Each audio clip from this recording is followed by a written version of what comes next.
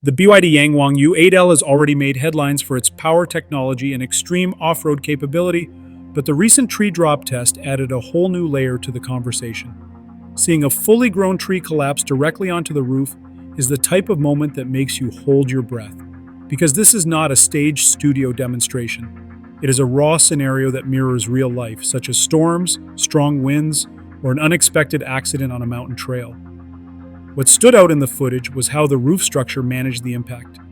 Instead of folding or collapsing inward, the U8L absorbed the hit with surprisingly minimal deformation. It is the kind of performance you expect from a vehicle that aims to compete with the toughest luxury sport utility vehicles in the world.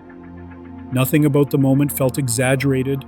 It felt like a company trying to show that its engineering is ready for real-world chaos rather than controlled test tracks.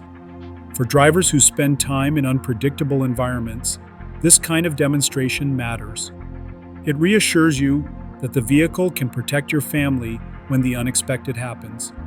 And even if most people will never experience a tree falling on their car, knowing that the U8L handled it gives buyers confidence in the brand's build quality and structural strength.